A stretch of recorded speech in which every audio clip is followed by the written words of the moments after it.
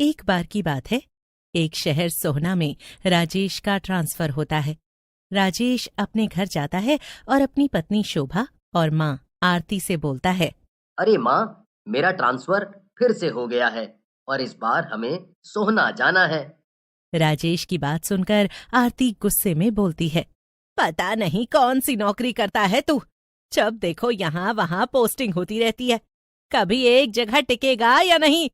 मुझे तो लगता है तेरी कंपनी नहीं, बंजारों की टोली है, टोली। आरती की बात सुनकर राजेश हंसने लगता है। फिर राजेश, आरती और शोभा सोहना चले जाते हैं। सोहना में राजेश किराए पर एक घर लेता है। घर बहुत ही बड़ा होता है और शहर से दूर होता है। घर को देखकर शोभा खुश हो जाती है। अरे वाह, ये तो बड़ा ही सुंदर घर है और कितना बड़ा भी है। यहाँ रहने में तो मजा आ जाएगा। मैं इस घर को खूब सजाऊंगी। शोभा और राजेश नए घर को देख देख कर खुश हो रहे होते हैं, लेकिन आरती राजेश से बोलती है, तेरे को अकल वकल है कि नहीं? ये कहाँ जंगल में घर ले लिया? यहाँ हम रहेंगे कैसे? हैं? तू तो सुबह बाबू बनकर ऑफिस चला जाएगा, फंसेंगे तो हम दोनों। अरे माँ, तुम गुस्सा मत हो, कुछ न कुछ हो ही जाएगा, तुम चिंता मत करो। अरे घर भी तो देखो कितना बड़ा और सुंदर है। हाँ, बहू, तू हर बार इसे बचा लेती है। फिर आरती वहां से चली जाती है। कुछ दिन बीत जाते हैं। शोभा और आरती एक दिन बैठे बैठे बातें कर रहे होते हैं। माँ, आप ठीक ही कह रही थी, थोड़ी परेशानी तो है यहाँ। देखो ना, कब से एक नौकरानी भी नहीं मिल पा रही है हमें, और रात में भी यहाँ डर लगता है। बहुत ही सुनसान है ये इलाका। देखा, तुम दोनों मियाँ बीवी मेरी बात तो समझते ही नहीं हो। अरे मैंने धूप में बाल थोड़ी सफेद किए हैं। अरे इस सुनसान इलाके में कौन सी नौकरानी काम करने आएगी? उसी समय घर की घंटी बजती है। शोभा जाकर दरवाजा खोलती है तो सामने एक औरत खड़ी होती है। वो औरत शोभा से बोलती है, जी मेम साहब, मेरा नाम मुनिया है और मैं काम वाली हूँ। काम की तलाश कर रही हूँ। आपके पास कोई काम है क्या? काम वाली की बात सुनकर शोभा मन ही मन खुश हो जाती है और आरती को बुलाती है। अरे माँ जी, सुनो, देखो तो नौकरानी आई है, आकर इससे काम की बात कर लो ना।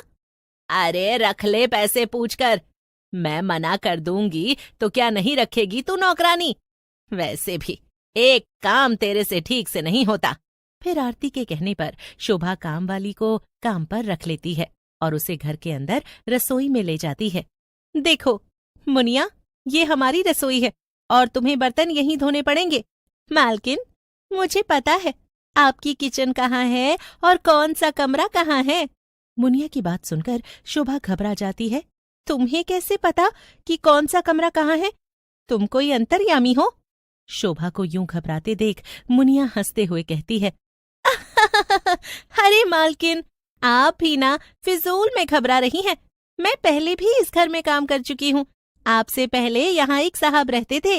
मुनिया की बात सुनकर शोभा का डर खत्म हो जाता है और वो मुनिया से कहती है, अरे मुनिया, तूने तो मुझे डरा ही दिया था। चल, खैर कोई बात नहीं, अभी तू बर्तन साफ कर ले, मैं अभी माँ जी से मिलकर आती हूँ। ऐसा कहकर शोभा वहां से आरती के पास चली जाती है। शोभा को देखकर आरती गुस्से में बोलती है, तुम्हारी इसी लापरवाही के कारण तुम्हें डांट पड़ती है। तुम यहाँ क्यों आई?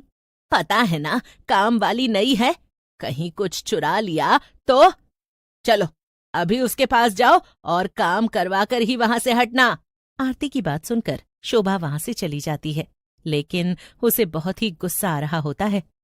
ये बुढ़िया ना, मन तो करता है इसका गला दबा दूं।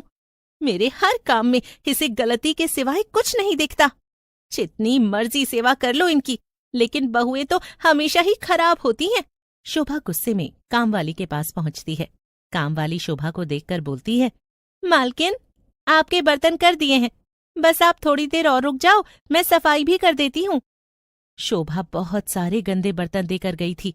इतनी जल्दी बर्तनों को साफ देखकर वो मुनिया से कहती है, मुनिया, तूने बर्तन साफ भी किए हैं या सिर्फ पानी से ही निकाला है? बड़े तेज हाथ हैं तेरे तो। फिर मुनिया सफाई करके वहां से चली जाती है।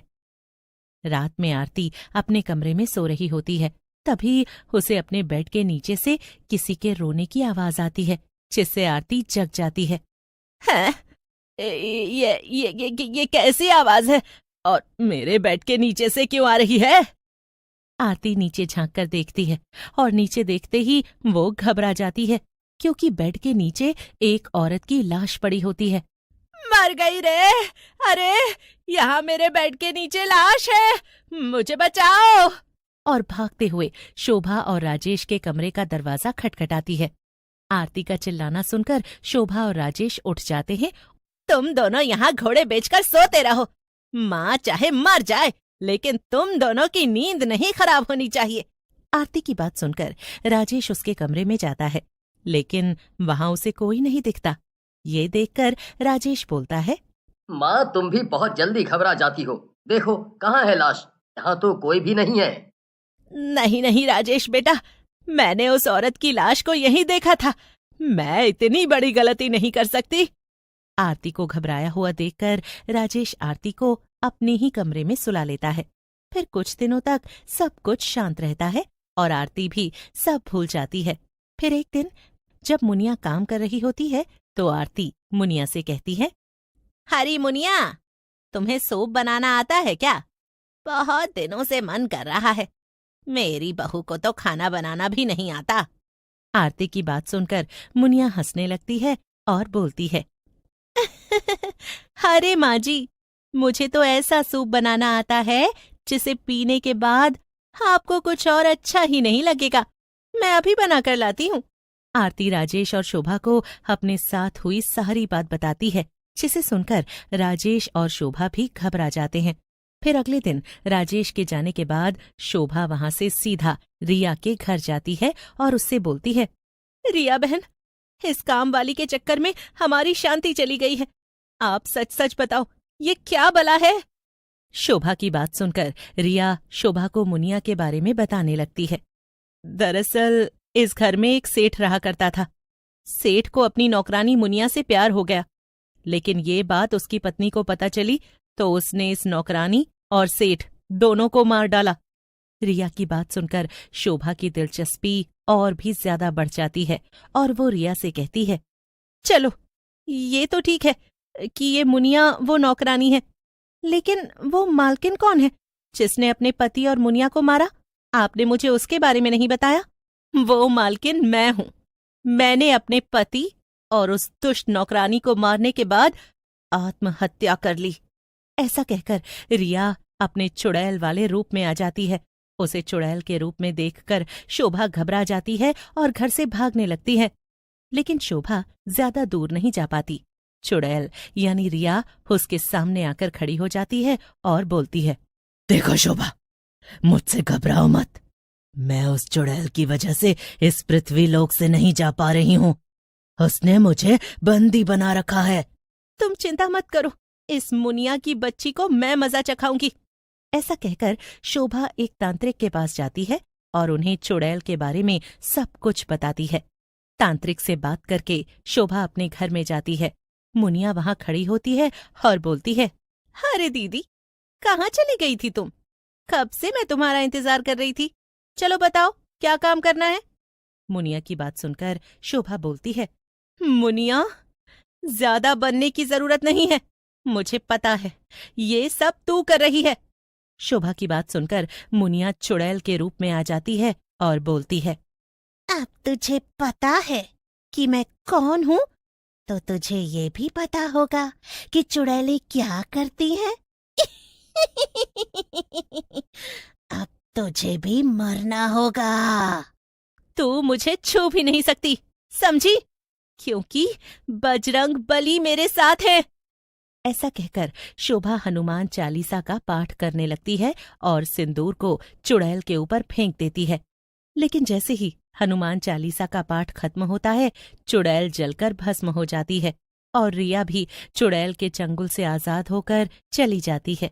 आरती भी घर आ जाती है और वो सब खुशी खुशी उस घर में रहने लगते हैं।